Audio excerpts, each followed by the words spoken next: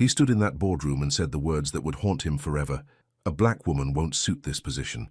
The echo hadn't even faded when she walked through the door, brilliant, composed, and about to shatter every ignorant assumption he'd ever made.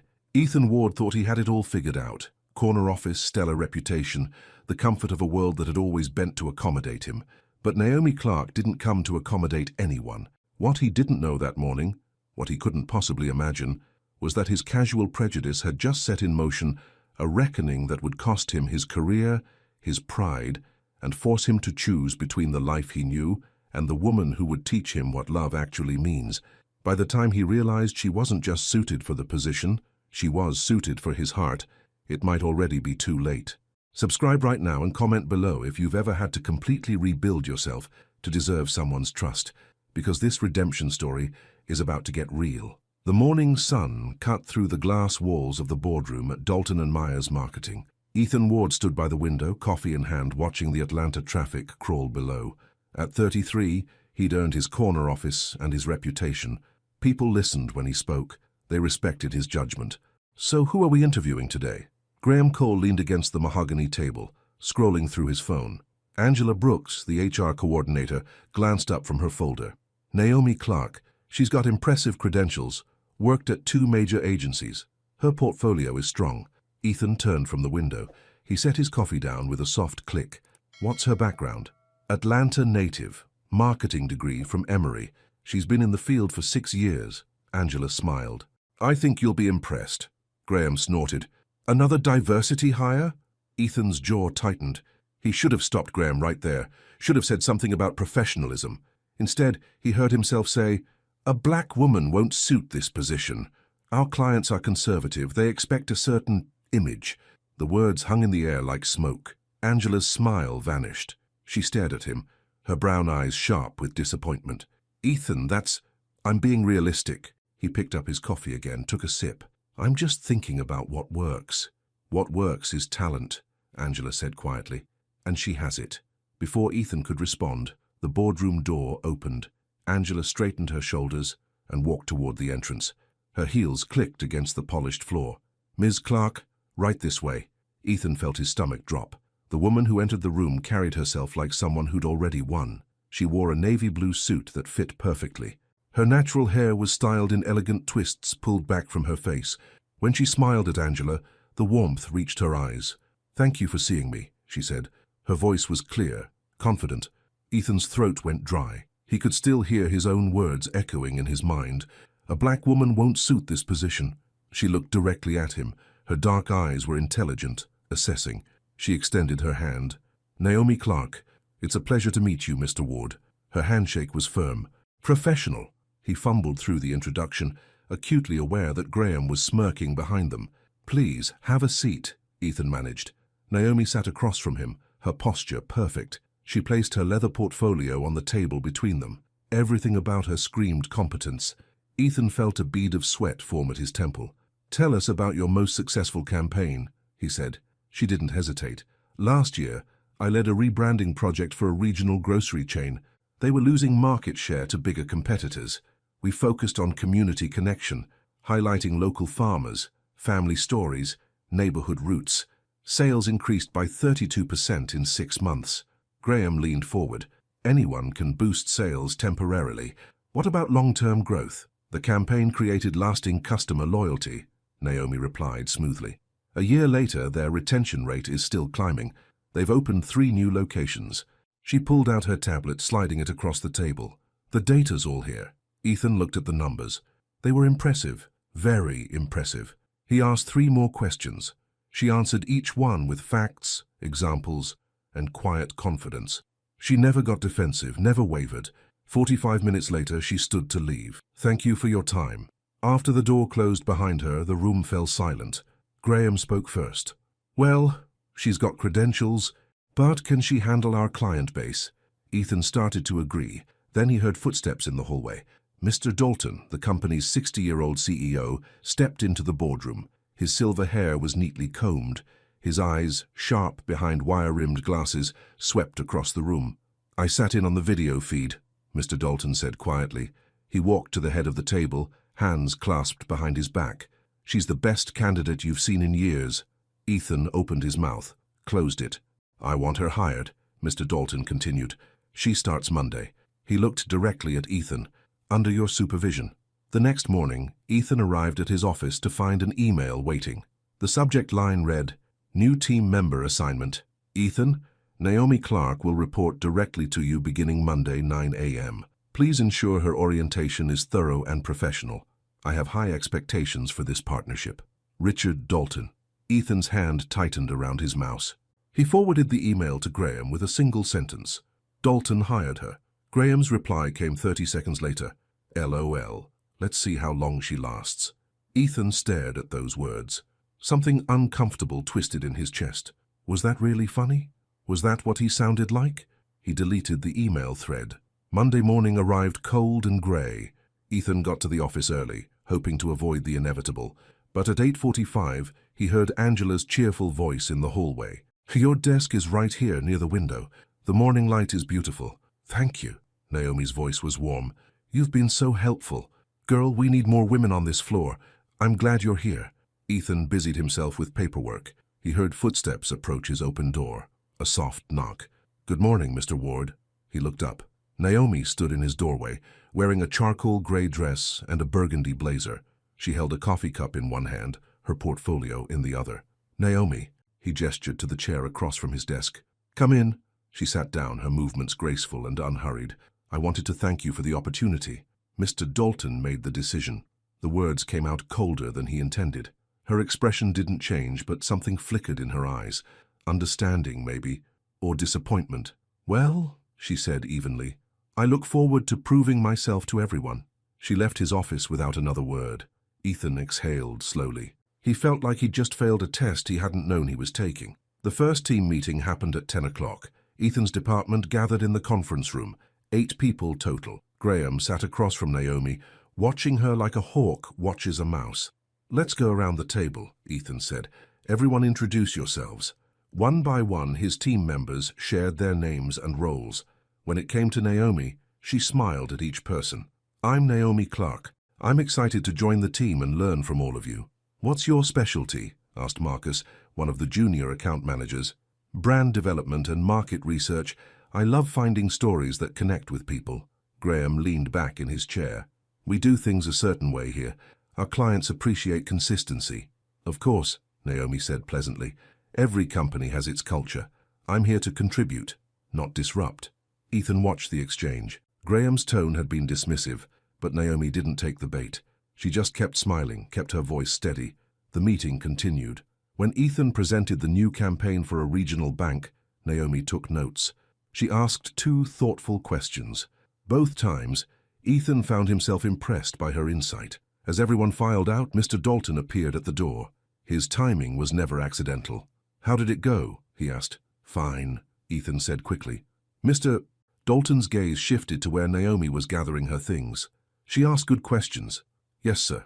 Walk with me, Ethan. They left the conference room together. Mr. Dalton's office was at the end of the hall, overlooking the city. He didn't sit down. Instead, he stood by the window, hands in his pockets. You're uncomfortable, Mr. Dalton said. No, Don't lie to me. I've known you for 8 years. The older man's voice was gentle but firm. The problem isn't her fit, Ethan. It's yours. Ethan felt heat rise up his neck. I don't know what you mean. Yes, you do. Mr. Dalton turned to face him. You're a smart man. You're capable. But if you let small thinking define your decisions, you'll never be the leader I know you can become. The words landed like stones. Think about it, Mr. Dalton said quietly. That's all I ask. Ethan left the office feeling like he'd been stripped bare. 2 weeks passed. Ethan kept his distance from Naomi, speaking to her only when necessary. He watched her work, though, watched how she stayed late, how she double-checked every detail, how she treated everyone, even Graham, with respect. Then came the Harrington account presentation. Harrington Investments was one of their biggest clients. The presentation was scheduled for 2 in the afternoon.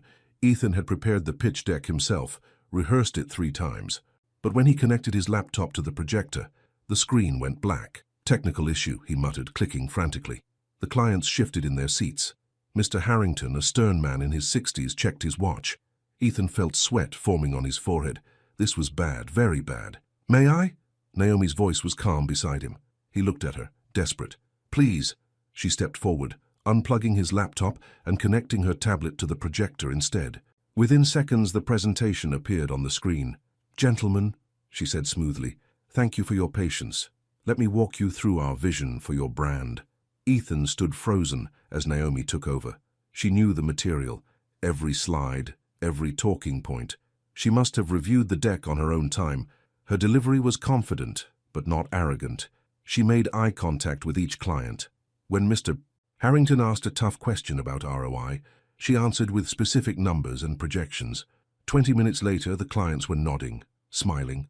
"Impressive work," Mr. Harrington said as he shook Naomi's hand. "You've got vision." After the clients left, the room emptied.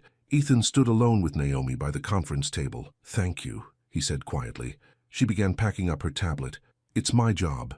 You saved the account. We're a team.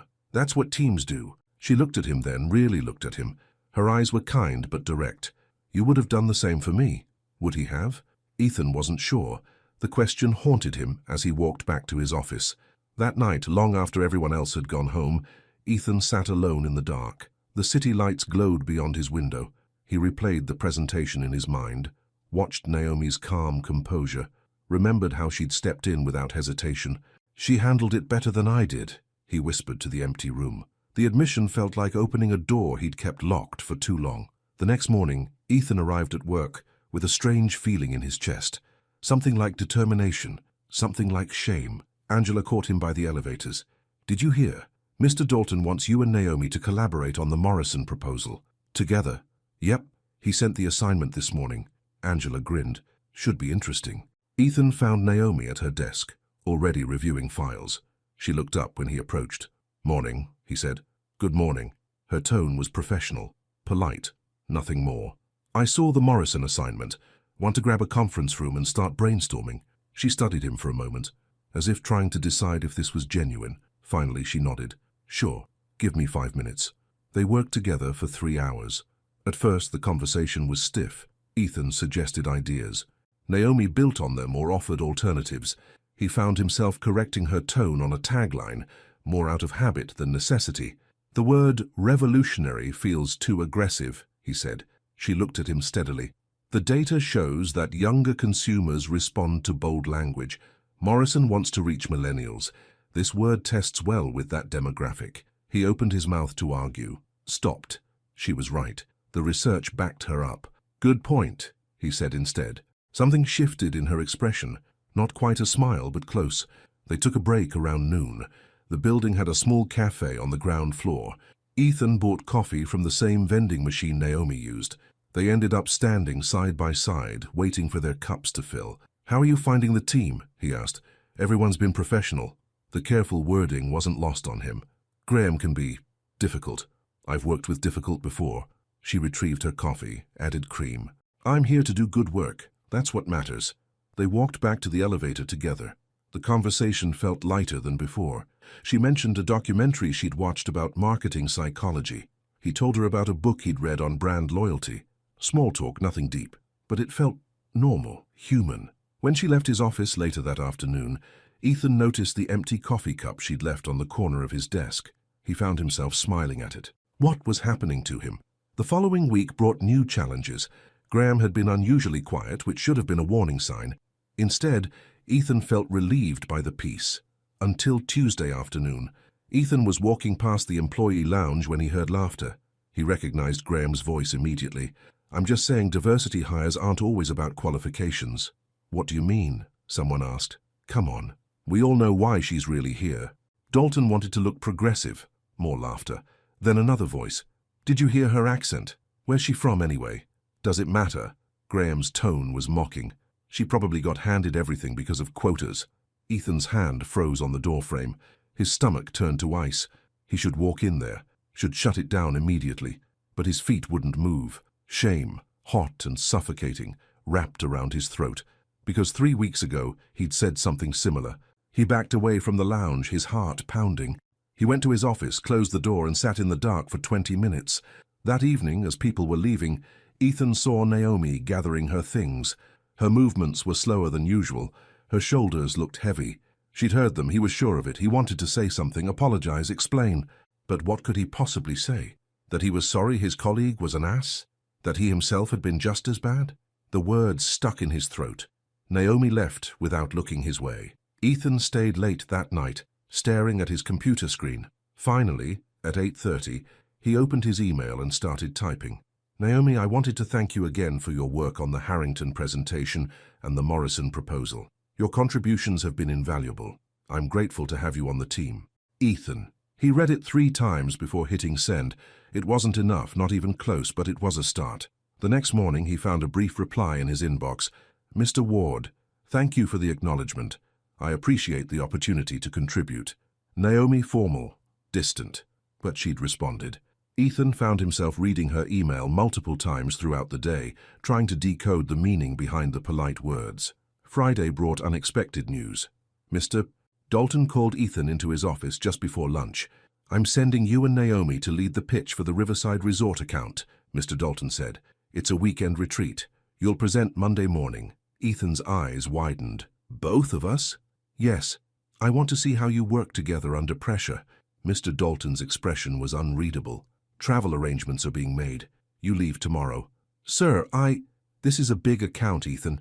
Riverside wants fresh energy. Naomi brings that. You bring experience. Together you'll make a strong team. He paused. If you let yourself. There it was again. That gentle challenge. Ethan returned to his desk and found an email from Angela with the travel details.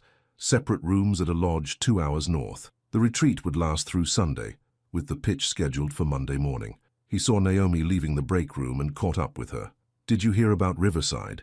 He asked. Yes. She held her coffee cup close like a shield. Angela just told me. It'll be good. A chance to focus without office distractions. I suppose. Her tone was neutral, but he caught the tension in her jaw. I know this is sudden. It's fine, Mr. Ward. I'll be ready. She walked past him, her heels clicking purposefully down the hall. Back at his desk, Graham appeared, leaning against the doorframe with his trademark smirk. A romantic weekend getaway? Dalton's really pushing this, huh? It's a business trip, Ethan said coldly. Sure it is. Graham's laugh was ugly. Just don't let her distract you from the real work. Something snapped inside Ethan. He stood up, walking around his desk until he was face to face with Graham. The real work, Ethan said slowly, is showing our clients that we're the best. Naomi's already proven she can do that. Have you? Graham's smirk faltered.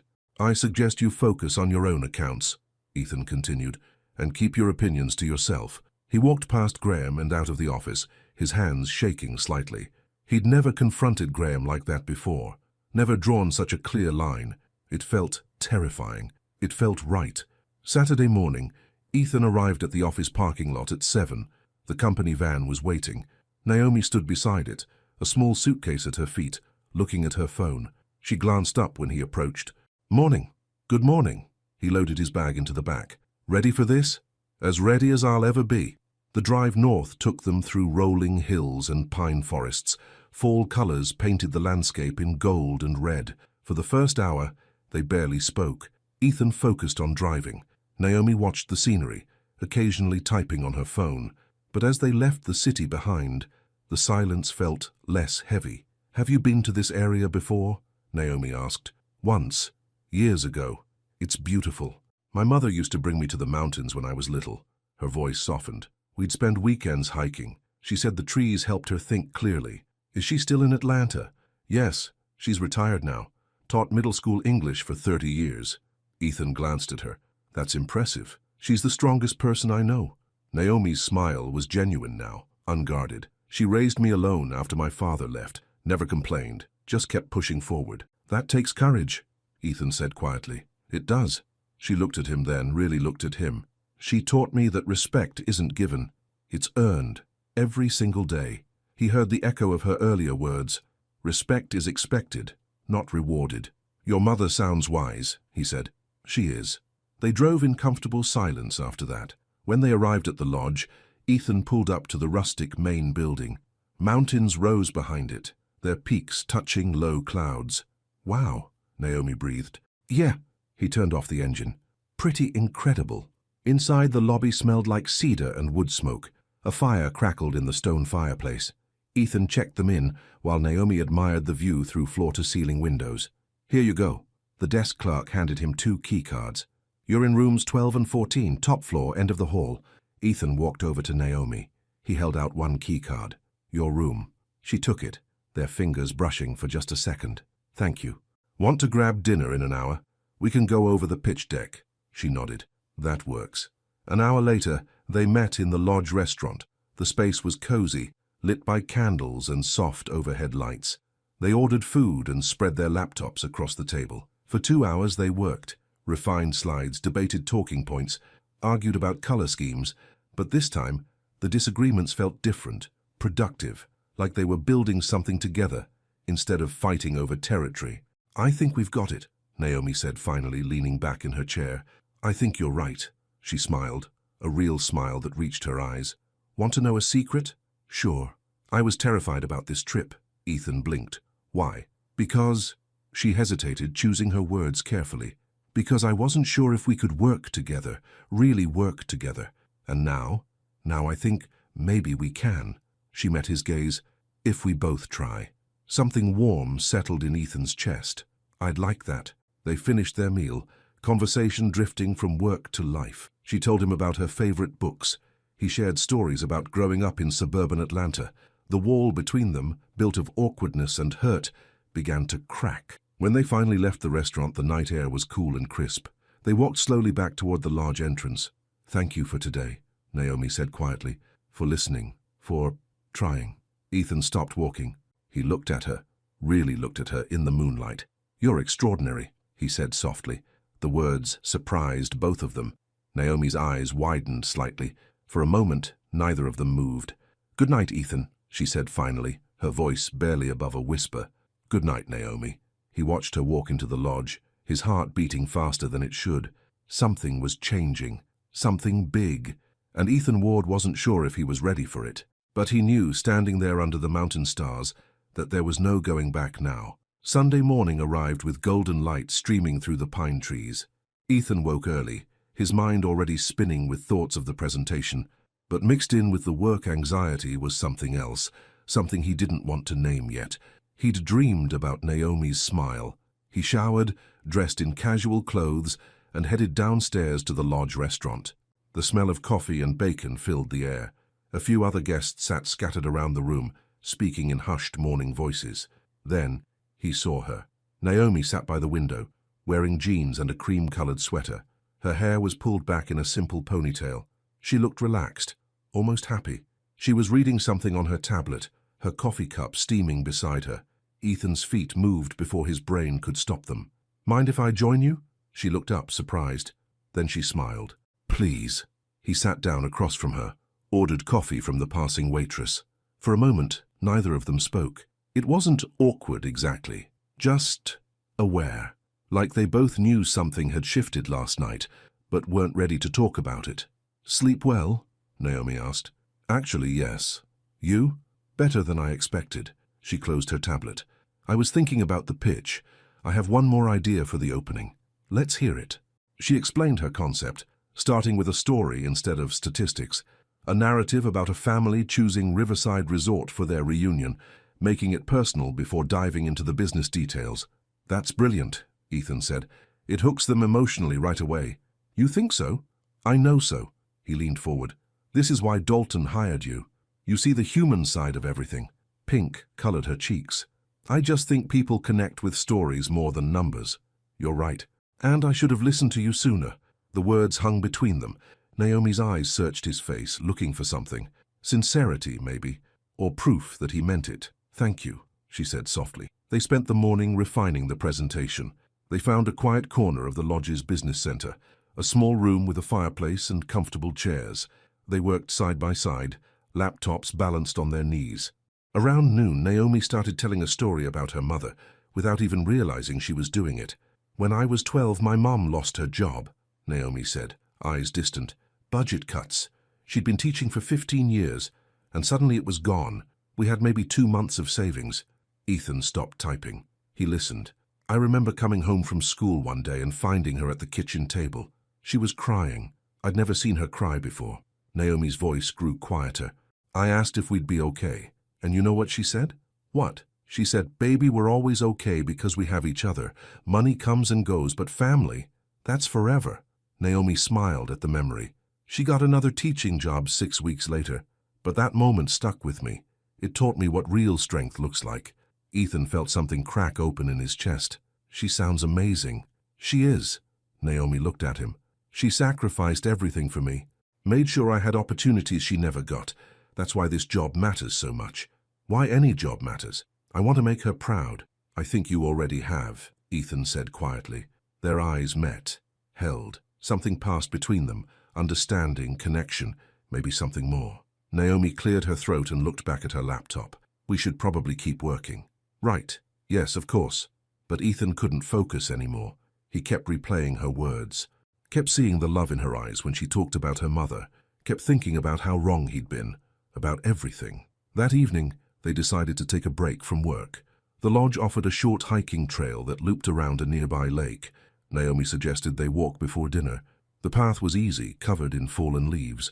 The air smelled like earth and pine. They walked slowly, not rushing. Can I ask you something? Naomi said after a while. Anything. Why did you become so distant when I first started? Angela said you're usually welcoming to new team members. Ethan's stomach tightened. Here it was. The moment he'd been dreading and needing in equal measure. He stopped walking, looked out at the lake. I was uncomfortable. Because of me? Because of what you represented? He forced himself to look at her. I grew up in a very particular environment. Country clubs, private schools. Everyone looked the same, talked the same, thought the same. I never questioned it. I just accepted that was how the world worked. Naomi waited, her expression unreadable. When Dalton said he wanted to hire you, I resisted. Not because of your qualifications. Those were obvious, but because, he exhaled slowly, because some part of me still believed the world I grew up in was the only world that mattered. And now, her voice was soft but steady. Now I know I was wrong. About everything. He met her eyes. You're one of the most talented people I've ever worked with, and more than that, you're genuine, kind, strong. You've challenged every assumption I've ever made about what success looks like. Silence fell between them. A bird called somewhere in the trees. The water lapped gently at the shore. Thank you for being honest, Naomi said finally. That couldn't have been easy. It wasn't. But you deserve honesty. She started walking again. He fell into step beside her. After a moment, she spoke. You know what my mother always says? You can't erase a first impression, but you can write a better next one. Ethan felt a smile tug at his lips. Your mother is very wise. She is. Naomi glanced at him. And she's right. I can't forget how this started, Ethan, but I can see that you're trying. That counts for something. I want to do better. Be better. Then keep showing me. She bumped his shoulder gently with hers. Actions always speak louder than words. They walked the rest of the loop in comfortable quiet. When they returned to the lodge, the sun was setting behind the mountains, painting the sky in shades of orange and purple. That was nice, Naomi said as they reached the entrance. Yeah, it was. She looked at him, her eyes warm. See you at dinner? Definitely. As she walked away, Ethan felt something he hadn't felt in years. Hope. Real, genuine hope that maybe, just maybe, he could become the person he wanted to be, the person she deserved. Monday morning came too fast. Ethan woke at 6, his stomach churning with nerves. The pitch was at 10. They had 4 hours to prepare. He met Naomi for breakfast. She looked calm, but he noticed her hands shaking slightly as she poured cream into her coffee. Nervous? He asked. Terrified, she admitted, but in a good way. We've got this. The presentation is solid. I know. She took a sip of coffee. I just want it to go well. It will, trust me, and more importantly, trust yourself. She smiled at that. Thank you. They ran through the pitch 3 more times in the business center. By 9:30, they were as ready as they'd ever be. The Riverside Resort executives arrived at 9:45. 4 people, 2 men, 2 women, dressed in business casual. They looked friendly, but sharp. These were people who knew quality when they saw it. At exactly 10 o'clock, Ethan and Naomi stood at the front of the conference room. Their presentation was loaded. Their notes were ready. Good morning, Naomi began, her voice clear and confident. Thank you for giving us this opportunity. Today we want to tell you a story. She launched into the opening they'd crafted together, the family reunion narrative, making the resort feel like more than a business, making it feel like home. The executives leaned forward, listening. Then Ethan took over, walking them through the marketing strategy.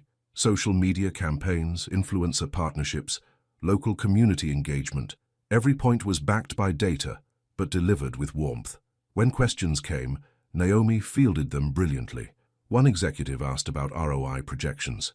She didn't just give numbers, she explained the reasoning behind them, the market research that supported their strategy. "This is impressive," one of the women said. "You've clearly done your homework." "We believe in your brand," Naomi replied. "We want to help you share it with the world." 30 minutes later, it was over. The executives stood, shaking both their hands. "We'll be in touch by end of day," the lead executive said. "But I can tell you now, this was exactly what we were looking for." After they left, Ethan and Naomi stood alone in the conference room. For a moment, neither moved. Then Naomi let out a breath she'd been holding. "Did that really just happen?" "We did it," Ethan grinned. "You were incredible. We were incredible," she corrected. Together. Before he could overthink it, Ethan pulled her into a hug. She stiffened for half a second, then relaxed, her arms coming around him. "Thank you," he said quietly. "For what?" "For being brilliant. For being patient with me. For—" He pulled back, looking at her. "For giving me a chance to get it right." Her eyes were bright. "You're welcome." They packed up and drove back to Atlanta. The mood in the car was lighter than it had been on the way up.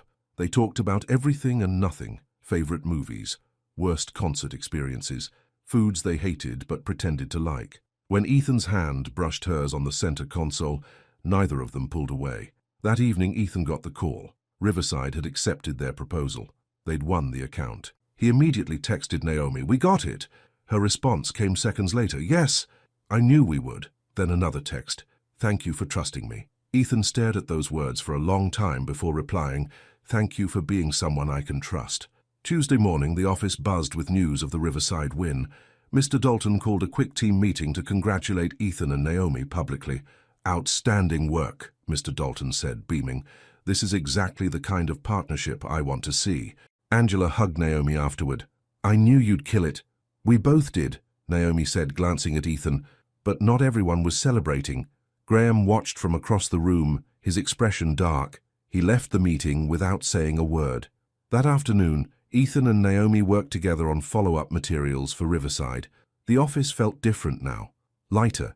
People smiled at Naomi as they passed her desk. A few co-workers stopped to congratulate her personally. Around 3 o'clock, Ethan suggested they grab lunch outside. "Too much energy in here, need some fresh air." They walked to a small cafe 2 blocks from the office. It was a hole-in-the-wall place with amazing sandwiches and mismatched furniture. They ordered at the counter and found a table by the window. "So," Naomi said, unwrapping her sandwich, "tell me something I don't know about you." "Like what?" "Anything. Favorite food, childhood dream, secret talent." Ethan laughed. "Secret talent? I don't know if I have one." "Everyone has one." He thought about it. "I can juggle." "You're kidding." 3 balls. Learned it at summer camp when I was 11. He grinned. "Never had much use for it in the corporate world." Naomi laughed, a real, genuine laugh that made her whole face light up. "I would pay money to see that." "Maybe someday." He took a bite of his sandwich. "Your turn. Secret talent." "I can quote the entire opening monologue from The Lion King." "Prove it." She did, word for word, complete with hand gestures. People at nearby tables turned to look. Ethan couldn't stop smiling. When she finished, he shook his head in amazement. "That's incredible. My mom and I used to watch it every Sunday when I was little. I probably saw it 100 times. She sounds like a great mom. The best." Naomi's expression softened. "She's wary of you, though." Ethan's smile faded. "She knows about me?" "I told her about the job. About everything." Naomi met his eyes.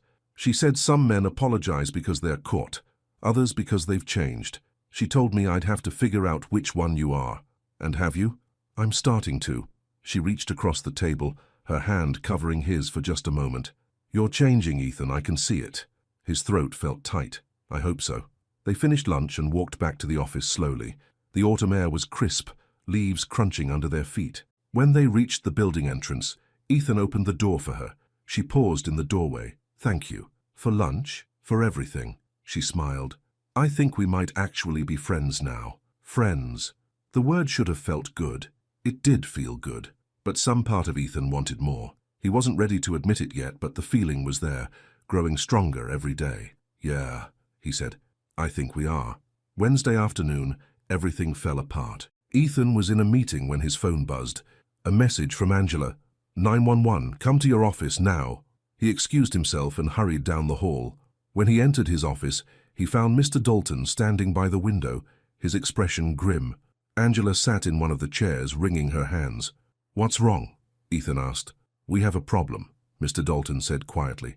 "Confidential client data was leaked. The Morrison account."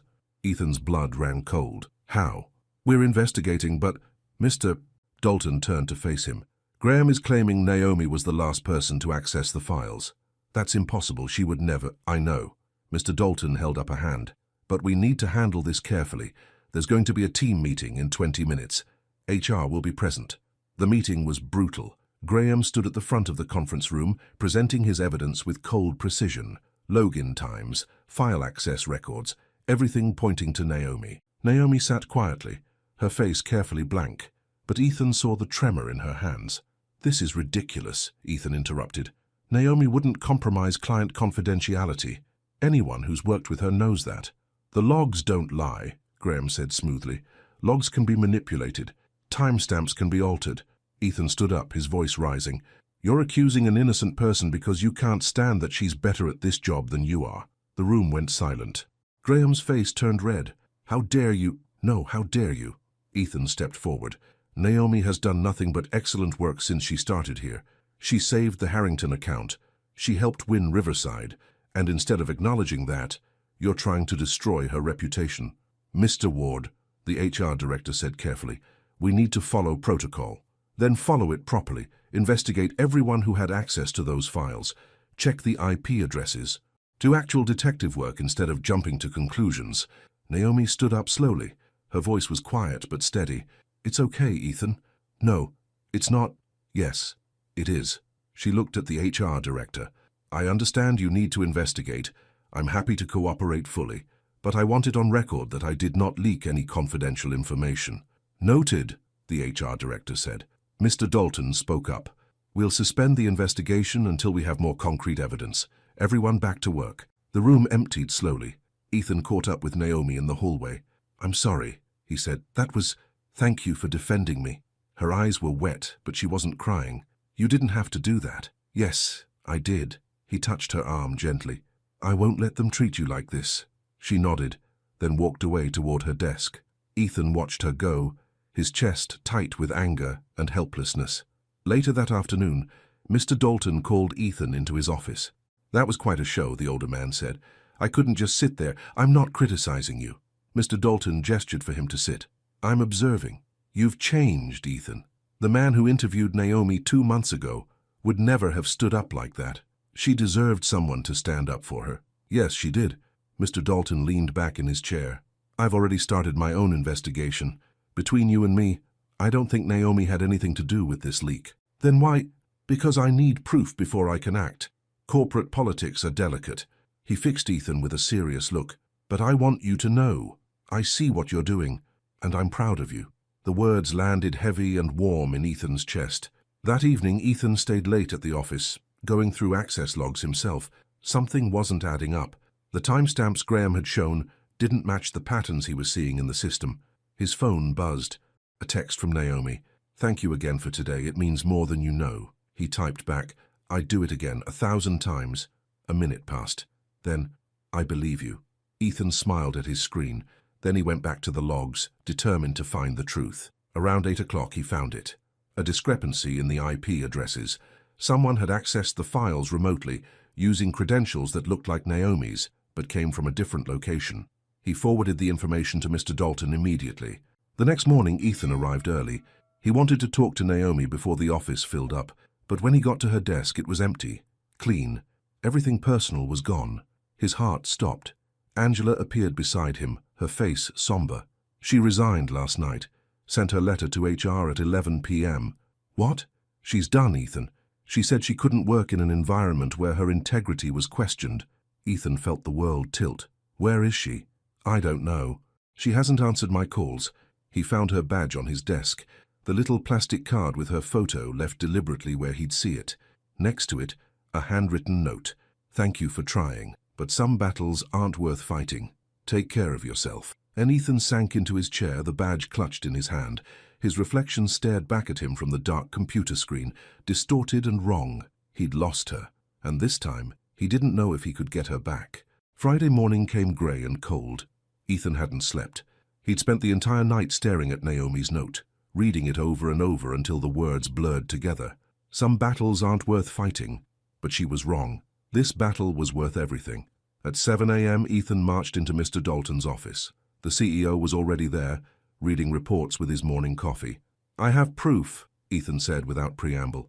He placed his laptop on the desk, showing the access logs. "Look at the IP addresses. Someone used Naomi's credentials remotely, but it wasn't her computer, wasn't even her location." Mr. Dalton studied the screen carefully. "Where did this come from?" "Graham's home address. I cross-referenced it with HR records." The older man's jaw tightened. "You're certain?" "Completely." He set her up. Mr. Dalton closed his laptop slowly. "Thank you, Ethan. I'll handle this." "With all due respect, sir, that's not enough." Ethan's voice shook slightly. "Naomi's gone. She resigned because we let her be accused of something she didn't do. I failed her. What do you want me to do? Let me fix it. Let me make this right." Mr. Dalton studied him for a long moment. "How?" "I need to talk to Graham first. Get him to admit what he did, then—" Ethan swallowed hard. "Then I need to tell the truth, all of it. That will have consequences." "I know." Ethan met his gaze steadily. "But consequences don't matter anymore. Doing the right thing does." Mr. Dalton nodded slowly. "Then do what you need to do." Ethan found Graham in his office an hour later. The man was typing an email, looking smug and satisfied. "We need to talk," Ethan said, closing the door behind him. Graham barely looked up. "About what?" "About the fact that you framed Naomi." Graham's fingers froze on the keyboard. "I don't know what you're talking about." "Yes, you do." Ethan walked to the desk, placing his phone face up between them. The recording app was already running. "You accessed the Morrison files using her credentials from your home computer. I have proof." The color drained from Graham's face. "You're bluffing." "Am I? Want to bet your career on it?" Ethan leaned forward. "I've already given the evidence to Mr. Dalton. He's reviewing it right now, so you have two choices. You can admit what you did, or you can wait for security to escort you out in front of everyone." Silence filled the room. Graham's hands clenched into fists. "She didn't belong here," he said finally, his voice bitter. "Dalton only hired her to look good, to check some diversity box." "That's not true, isn't it? She waltzed in and suddenly she's everyone's favorite, gets the best assignments, gets praised for doing the bare minimum." Graham's anger was ugly, raw. "Meanwhile, I've been here for 6 years. 6 years of hard work, and what do I get? Passed over for promotions, ignored in meetings. So you destroyed her reputation, made her feel like she couldn't trust anyone here?" "I did what I had to do." Graham stood up, his chair scraping loudly. "And you know what's funny? You agreed with me at first. Remember? A black woman won't suit this position." "Those were your words, Ethan, not mine." The accusation hit like a punch to the gut, because it was true. "You're right," Ethan said quietly. "I did say that, and I was wrong. Completely, utterly wrong. But you know what the difference is between us?" "What?" "I'm willing to admit it. I'm willing to change. You're just doubling down on hate." Ethan picked up his phone, stopping the recording. "I'll give this to HR, and Dalton, and anyone else who needs to hear it." He walked to the door, then paused. "For what it's worth, Graham, Naomi didn't take anything from you. Your own bitterness did that all by itself." The all-staff meeting was called for 3 o'clock that afternoon. Everyone crowded into the main conference room, whispering and speculating. Word had spread that something big was happening. Ethan stood at the front of the room, his heart pounding so hard he thought everyone could hear it. Mr. Dalton sat in the back, arms crossed, watching. Angela gave him an encouraging nod from her seat near the window. "Thank you all for coming," Ethan began. His voice sounded steadier than he felt. "I need to talk to you about something important. About someone important." He took a deep breath. 2 months ago I said something I deeply regret. I said that a black woman wouldn't suit a position on our team. I said it casually, like it was just an opinion, like it didn't matter. He looked around the room, meeting eyes. But it did matter, and I was wrong. The room was completely silent. Naomi Clark was the best candidate we interviewed. She was brilliant, hard-working, and professional. She saved accounts. She won new business. She made everyone around her better. His voice cracked slightly. And instead of celebrating that, some of us made her feel unwelcome. Some of us questioned her qualifications. Some of us set her up to fail. He pulled out his phone, playing the recording of Graham's confession. Every damning word echoed through the speakers. When it finished, people turned to look at Graham's empty chair. He'd already been escorted out by security. Naomi resigned because we failed her, Ethan continued. Because I failed her. I was her supervisor. I should have protected her, should have made this a place where she felt valued and safe. Instead, I let my own prejudice and cowardice get in the way. He set his phone down. His hands were shaking. I'm resigning, effective immediately. Not because anyone asked me to, but because I need to prove that this isn't just words. Change requires sacrifice. It requires being willing to lose something that matters. Gasps rippled through the room. I hope you'll all learn from my mistakes. I hope you'll do better than I did. And I hope Naomi knows, wherever she is, that she deserved so much more than what we gave her. He walked out of the conference room without looking back. His legs felt like rubber. His chest felt hollow. But for the first time in months, his conscience was clear. He cleaned out his office in 20 minutes. Personal items, a few photos, his favorite coffee mug. Everything else stayed behind. When he walked out of the building with just his briefcase, the autumn wind hit his face like a baptism. He'd lost his job, damaged his reputation, burned bridges, but he'd told the truth, and somehow, that felt like winning. 2 weeks passed like years. Ethan spent his days applying for jobs, going on walks, thinking too much. He'd already had 3 interviews at smaller firms. None of them felt right. Everything felt hollow without her. He'd tried calling Naomi twice. Both times it went straight to voicemail. He'd sent emails, text messages, all unanswered. He didn't blame her. One Wednesday afternoon, he finally worked up the courage to write her a real letter. Not an email, an actual letter, handwritten on nice paper. Dear Naomi, I don't expect you to read this. I don't expect forgiveness. But I need you to know the truth. You changed my life. Not because of anything you said or did deliberately, but because you existed in my world with such grace and strength that I couldn't ignore my own smallness anymore. I grew up believing that success looked a certain way, that it came from certain backgrounds, certain schools, certain families. You proved me wrong without even trying. You showed me that brilliance comes in forms I'd been taught not to recognize.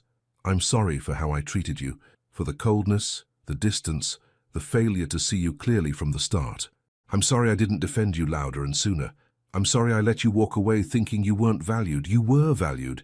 You are valued by me, by everyone who truly saw you. I resigned from Dalton and Myers. Graham was fired. The truth came out. But none of that matters if you're not okay. If you don't feel vindicated, if you're hurting. I hope you're building something beautiful in your new chapter. I hope you're surrounded by people who see your worth immediately. I hope you're happy. And I hope someday you can forgive me. Ethan. He mailed it to her last known address. Then he waited. Days turned into more days. No response. He tried to move on. Accepted a position at a smaller marketing firm. The work was fine. The people were nice. But every day felt like going through the motions. Then, 3 weeks after sending the letter, his phone rang. Unknown number. Hello? Ethan Ward? A woman's voice. Not Naomi's. Yes? This is Mrs. Clark, Naomi's mother. His heart stopped. Mrs. Clark, I read your letter. Naomi left it on her kitchen table. The woman's voice was measured, careful. She's been working from home, freelancing, building her own client list. Is she okay? No, not really. A pause. But she's strong. She'll survive. She always does. Ethan closed his eyes. I'm so sorry for everything. I know you are. I can hear it in your voice. Mrs. Clark sighed. Here's what I need to know, Mr. Ward. Did you apologize because you got caught or because you changed? The question hung in the air. I changed, Ethan said quietly. Or at least I'm trying to. Every single day. Good. Because my daughter doesn't need another person in her life who only says the right things when it's convenient. I understand. Do you? Her voice softened slightly. Naomi is the best thing that ever happened to me. She's brilliant and kind, and she deserves someone who sees that from the beginning. Not someone who had to learn it the hard way. You're absolutely right. Another pause, then. She talks about you when she thinks I'm not listening. She mentions something you said, or something you did, and her voice changes. Ethan's breath caught. It does? Yes, which is why I'm calling, because I need to know if you're serious about this. About her. I am. More than anything. Then prove it. Not with words, with action. Mrs. Clark's voice grew firm. You want forgiveness? Earn it. You want her trust? Build it day by day, step by step. How do I start? You'll figure it out. You're a smart man. She paused. But here's a hint. She's working out of a small office building on Peachtree Street, 3rd floor, if you're brave enough. The line went dead. Ethan stared at his phone, his mind racing. Then he grabbed his keys and headed for the door. The office building on Peachtree Street was modest. Brick exterior, old-fashioned elevator, narrow hallways. Ethan climbed the stairs to the 3rd floor, his heart hammering. The directory on the wall listed several small businesses. Then he saw it. Clark Consulting, Suite 304. He stood outside her door for a full minute, trying to breathe normally. Finally, he knocked. "Come in," her voice called. He opened the door. The office was small but bright. A desk by the window, plants on the shelves, framed photos on the walls. And there, looking up from her laptop, was Naomi. She froze when she saw him. "Ethan." "Hi." He stayed in the doorway, holding a bouquet of white roses. "I'm sorry for showing up unannounced. Your mother gave me the address." "She did?" Surprise flickered across her face. "Can I come in?" She hesitated, then nodded. "Close the door behind you." He did. He walked to her desk slowly, setting the roses down gently. "These aren't a romantic gesture. They're an apology, a real one." Naomi looked at the flowers, then at him. Her expression was guarded. "You didn't need to do this." "Yes, I did." He stayed standing, keeping distance between them. "I needed you to know that I see what I did wrong, not just with Graham and the accusations, but from the very beginning. I judged you before I knew you. I let prejudice cloud my judgment, and I'm sorry." She was quiet for a long moment. "I got your letter. I meant every word." "I know." Her voice was soft. "That's what made it so hard to read." "Hard? Because part of me wanted to stay angry at you. Anger is easier than whatever this is." She gestured between them. "You hurt me, Ethan, not just professionally. Personally. I know, and I hate that I did." She stood up, walking to the window. The afternoon light caught her profile, making her look like a painting. "Do you know what the worst part was? It wasn't the accusation. It wasn't even Graham's cruelty. What was it? It was feeling like I'd been foolish, like I'd started to trust you, started to believe you were different only to be proven wrong." She turned to face him. "I let my guard down, and it cost me." Ethan's throat felt tight. "You weren't foolish. You were brave. You gave me a chance I didn't deserve." "No, you didn't." Her eyes glistened. "But then you stood up for me. You defended me when it mattered. You lost your job for me. I didn't lose it. I gave it up. There's a difference." "Why?" "Because you taught me who I don't want to be." He took a small step closer. "You showed me what integrity looks like, what strength looks like, what real grace under pressure looks like. And I realized that keeping that job meant compromising everything I'd learned from you." A tear slipped down her cheek. She wiped it away quickly. "You can't just show up here with flowers and pretty words, Ethan. I know. You can't undo what happened. I know that too. So what do you want from me?" He met her eyes. "Nothing. I want nothing from you. I just wanted you to know that I'm sorry. Truly, deeply sorry. And that you deserve every good thing that comes your way." She stared at him, searching his face for something. Lies, maybe. Or proof that this was real. Finally, she spoke. "My mother said something to me last week. She said, 'Then start by forgiving yourself.'" "What?" "I was angry. At you. At Graham. At the whole situation. And she told me that holding on to anger was like drinking poison and expecting the other person to die." Naomi walked to her desk, picking up the roses. "She said if I wanted to move forward, I needed to let it go. Not for you, for me. Have you? Let it go?" "I'm trying." She smelled the flowers, a small smile crossing her face. "These are beautiful, by the way. You deserve beautiful things." She set the roses down and looked at him. Really looked at him. "What are you doing now for work?" "I'm at a small firm, marketing strategy. It's fine." "Just fine?" "Honestly, it's boring. The work is easy. The people are nice. But there's no challenge, no spark." He shrugged. "Turns out working with someone who pushes you to be better makes all the difference. Flattery won't get you anywhere. It's not flattery. It's truth." He paused. "How's the freelancing going?" "Actually, really well. I have 3 steady clients. 2 more in the pipeline." Pride crept into her voice. "I'm building something that's mine." "That's amazing, Naomi, really." They stood there, the air between them charged with everything unsaid. Finally, Naomi broke the silence. "I don't know if we can go back to being friends, Ethan." His heart sank. "I understand. But maybe—" She bit her lip. "Maybe we could start over." Slowly. Hope flickered in his chest. Slowly? Very slowly. As in, Maybe you leave now and I think about whether I want to see you again. He nodded. That's fair. He walked to the door, then turned back. For what it's worth, you're going to do incredible things, with or without me. But I hope someday you'll let me watch you succeed. Goodbye, Ethan. Goodbye, Naomi. He left, closing the door softly behind him. As he walked down the stairs, his phone buzzed. A text from an unknown number. This is Naomi. You were right about one thing. Working with someone who challenges you makes all the difference. I have a big project coming up. If you're interested in consulting, call me next week. Ethan read the message 3 times, a smile spreading across his face. It wasn't much, but it was a start. And sometimes a start was everything. The following Monday, Ethan called the number Naomi had texted him. His hand shook slightly as he pressed dial. She answered on the 3rd ring. Clark Consulting. Hi, it's Ethan. A pause. Then, hi, you said I should call about a project? I did. Her voice was professional, but he caught a hint of warmth underneath. I landed a contract with a boutique hotel chain. They want to rebrand completely. It's a big job. Congratulations. That's huge. Thank you. But I could use help. Someone with corporate experience.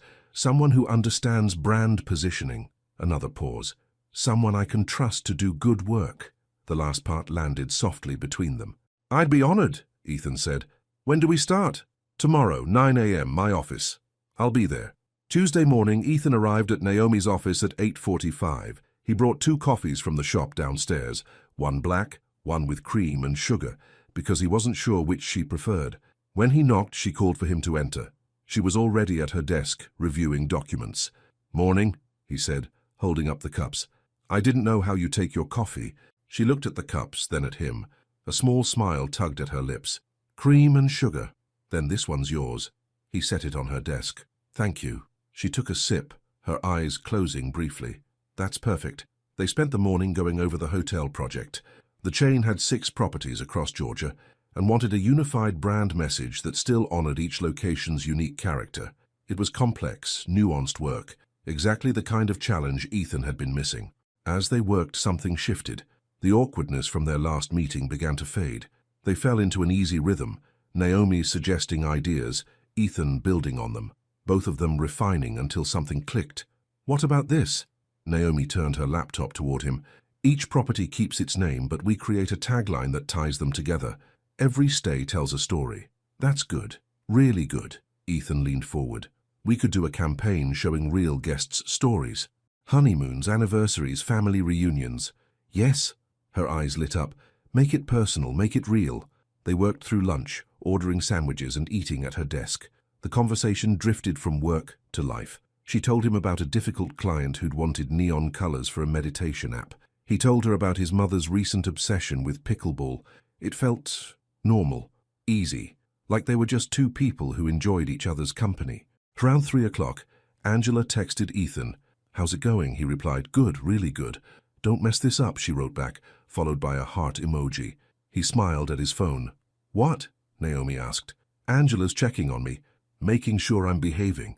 Naomi laughed. She texted me this morning too, told me to give you a chance. And are you? Giving me a chance? She set down her pen and looked at him. So far, yes, but this is still a trial period, Ethan. Professional and personal. I understand. Do you? Her expression grew serious.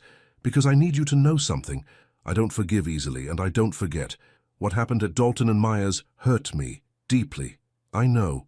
But I also believe people can change. My mother taught me that. She said holding grudges only hurts yourself. Naomi folded her hands on her desk. So I'm willing to see if you've really changed. But if you disappoint me again, I won't. You can't promise that. You're right. I can't. He met her gaze. But I can promise to try, every single day, to be better than I was, to see you clearly, to value you the way you deserve. She studied him for a long moment. Then she nodded. Okay, then let's see where this goes. Over the next 3 weeks, they fell into a routine. Ethan came to Naomi's office every Tuesday, Thursday, and Friday. They worked on the hotel campaign, refining every detail until it shined. But more than that, they talked, really talked. She told him about her childhood, about watching her mother work 2 jobs to keep them afloat, about scholarship applications and student loans and the weight of being the first in her family to graduate college. He told her about his privileged upbringing, about country clubs and trust funds and never wanting for anything, about the guilt he felt now looking back. "I didn't earn most of what I had," he admitted one afternoon. "It was just given to me because of who my parents were." "That's not your fault," Naomi said gently. "Maybe not, but what I did with that privilege, that was my choice, and I made selfish ones." Past tense. You made selfish choices. Present tense. You're doing better. Her words felt like absolution. One Friday, they finished early. The campaign was nearly complete. Naomi leaned back in her chair, stretching her arms above her head. "We did it," she said. "This is good work. It's great work. The client's going to love it." She smiled at him, a real unguarded smile. "Want to grab dinner, celebrate?" His heart skipped. "Really?" "Yeah. I mean, if you're free." "I'm free." They went to a small Italian restaurant 2 blocks away. The place was cozy, with checkered tablecloths and candles on every table. They ordered pasta and wine and talked for hours. At one point, Naomi laughed so hard at one of his stories that she snorted. She immediately covered her mouth, embarrassed. "That was adorable," Ethan said. "It was mortifying. It was human and perfect."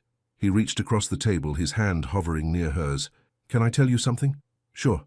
"These past few weeks, working with you, it's been the happiest I've been in a long time." She looked at their hands, almost touching but not quite.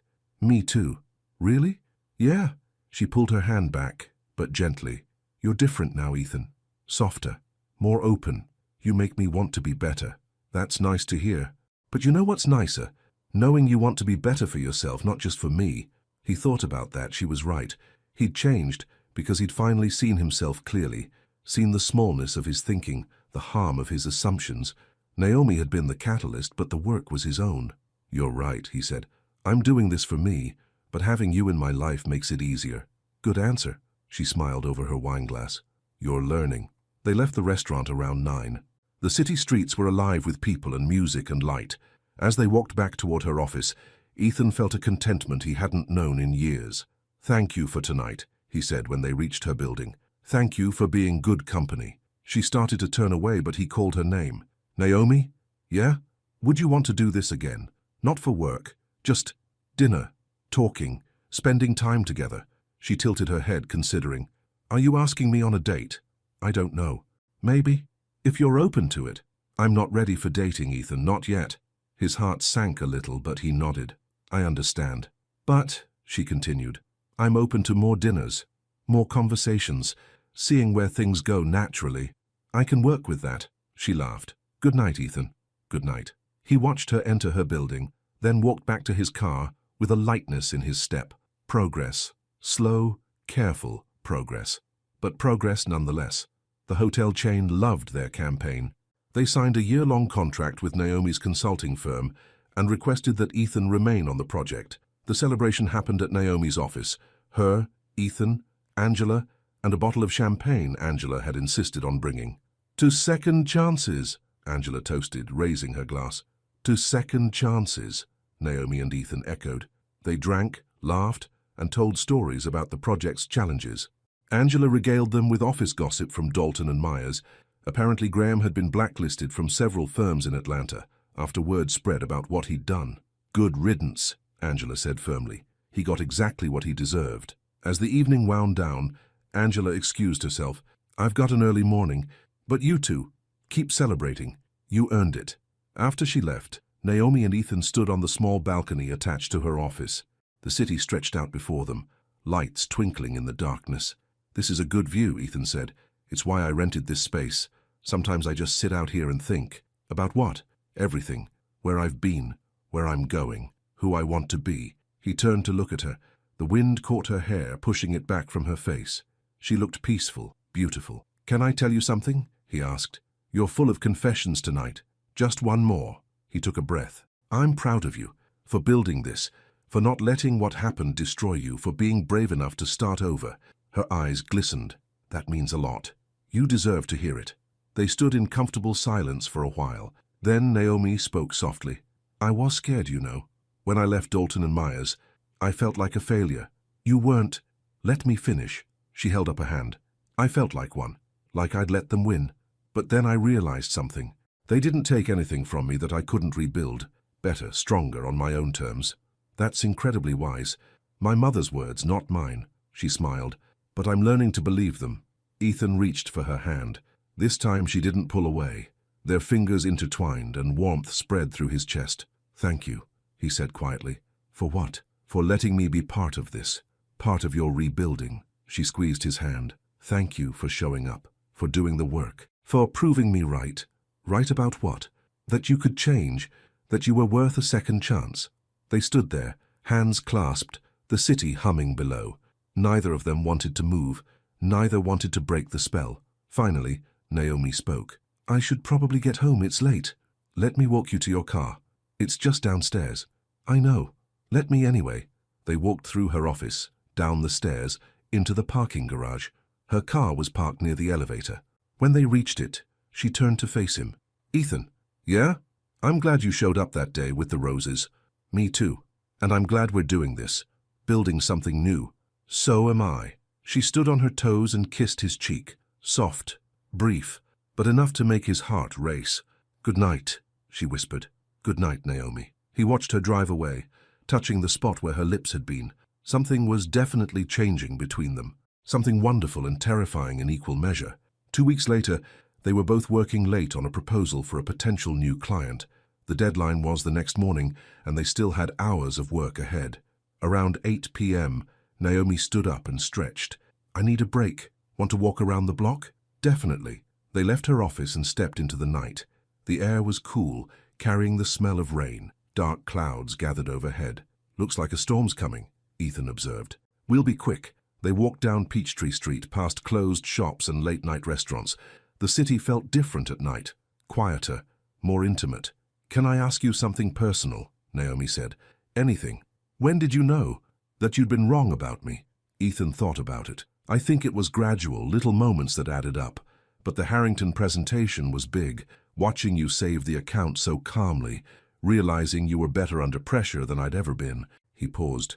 "And then later at the retreat when you told me about your mother, I saw your humanity, your heart, and I couldn't unsee it." "That's a good answer. What about you? When did you start to trust me again?" She considered the question. "When you defended me in that meeting. When you stood up to Graham even though it cost you something. That's when I thought, maybe he's for real." She looked at him. "And then when you quit, that's when I knew for sure. I couldn't stay. Not after what happened to you." "I know. That's why it mattered." The first drops of rain began to fall, just a sprinkle at first, then harder.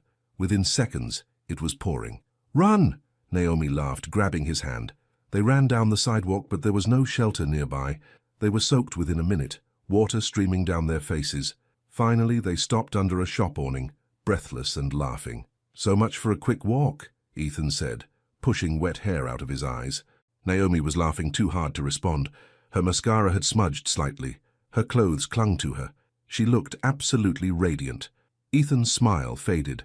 He looked at her, really looked at her, and something shifted inside him, something profound and undeniable. "Naomi," he said softly. "Yeah, I need to tell you something." Her laughter quieted. "Okay, I'm in love with you." The words hung in the rain-soaked air. She stared at him, her eyes wide. "What?" "I'm in love with you," he repeated. "I don't know when it happened exactly. Maybe at the retreat. Maybe before. Maybe the moment you walked into that boardroom and refused to be less than extraordinary." He took a step closer. "I know I don't deserve you. I know I hurt you. But I need you to know that I love you, completely, truly. And I want to spend the rest of my life proving that I'm worthy of you."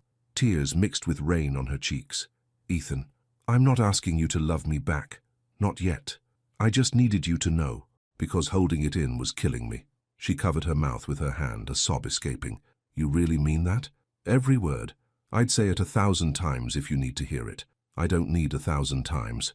She lowered her hand, revealing a trembling smile. "Once was enough. Naomi, stop trying to earn me, Ethan. Stop trying to prove yourself worthy." She stepped closer, rain still falling around them. "Just stay. Just be here. Be honest. Be kind. Be you. That's all I need." "I can do that." "Good." She reached up, cupping his face with both hands. "Because I think I'm falling in love with you too, and it terrifies me." "Why?" "Because I swore I'd never let anyone make me feel small again. Never let anyone make me question my worth. I won't." "I know. That's what terrifies me. I believe you. And believing you means being vulnerable. And vulnerability means I could get hurt." He covered her hands with his. I will do everything in my power not to hurt you. But if I mess up, I promise I'll own it. I'll apologize, I'll do better. I won't run, I won't hide, I'll stay and do the work. She searched his eyes. Promise? I promise. She pulled his face down to hers and kissed him. Really kissed him. Deep and sure and full of everything they'd been dancing around for months. The rain poured harder, but neither of them noticed. They were lost in each other, in the moment, in the rightness of finally letting go. When they finally pulled apart, both were breathing hard. Wow, Ethan whispered. Yeah, Naomi laughed, crying, her forehead pressed against his. Wow, so what now? Now we go back to my office, finish that proposal, and try not to get distracted by the fact that we just confessed our feelings in the rain like a romance movie. He laughed. That sounds perfect. They ran back through the rain, hand in hand, laughing like teenagers. When they reached her building, they were completely drenched. Water pooled on the floor of the elevator as they rode up. We're a mess, Naomi said, looking down at her soaked clothes. The best kind of mess. They finished the proposal around midnight, sitting side by side, occasionally stealing glances and smiles. When it was done, Ethan saved the final version and closed his laptop. We did it. We make a good team, Naomi said. The best team. She leaned her head on his shoulder. I'm happy, Ethan. Really, genuinely happy. And that scares me because it means I have something to lose. You won't lose me. I'm not going anywhere. You better not. She looked up at him. Because I'm all in now. And I don't do anything halfway. Neither do I, not anymore. 6 months later, Ethan and Naomi sat in a small restaurant celebrating. Not a client win, not a project completion, but something bigger. They'd signed the paperwork that afternoon. Their new firm, Ward & Clark Marketing, was officially registered. Equal partners, equal vision, building something together from the ground up. To us, Naomi said, raising her glass. To us, Ethan echoed. They clinked glasses and drank. Around them, the restaurant buzzed with life, but they only had eyes for each other. Your mom called me today, Ethan said. She did? What did she say? She said, welcome to the family, son. Then she invited me to dinner next week. Naomi's eyes widened. She called you son? Yep, I think I passed her test. That's huge. She doesn't hand out that word lightly. I know, I almost cried. Naomi laughed, reaching across the table for his hand. She likes you. She told me last week that she was proud of me for giving you a real chance. I'm grateful every day that you did. Me too. After dinner, they walked to the rooftop terrace of Naomi's office building. They'd made it a habit, coming up here after important moments to talk and reflect. The city spread out before them, endless and bright. Ethan wrapped his arms around Naomi from behind, resting his chin on her shoulder. Remember that first interview? He asked softly. How could I forget? I said something terrible that day, something I've regretted ever since. I know. Want to hear what I'd say now if I could go back? She turned in his arms to face him. What would you say? He smiled, brushing a strand of hair from her face. I'd say, this woman is going to change my life. This woman is going to teach me what real excellence looks like. This woman is going to make me a better man than I ever thought I could be. He paused. And then I'd say, she suits this position better than anyone else in the world, including me. Tears filled her eyes. You really think that? I know that. You were always the right person, Naomi. I was just too blind to see it. And now? Now I see you perfectly. Every brilliant, beautiful, strong part of you. He kissed her forehead. And I get to be your partner, in business and in life. I'm the luckiest man alive. She wrapped her arms around his neck. We both found where we belong. Yeah, we did. They stood there under the stars, holding each other, the city breathing below them. Two people who'd started as strangers, divided by prejudice and pride, now bound by love and understanding. I love you, Naomi whispered. I love you too, always. The night stretched on, full of promise and possibility, and as they stood together, Ethan thought about how far they'd both come, about the grace Naomi had shown him, about the humility he'd learned, about the love they'd built together, piece by piece, through honesty and effort and hope. She'd suited that position perfectly from day one, but more than that, she'd suited his heart, his life, his future, and he would spend every day proving himself worthy of that gift. Not through grand gestures or empty words, but through showing up, through listening, through loving her with the same grace she'd shown him. That was enough. That would always be enough.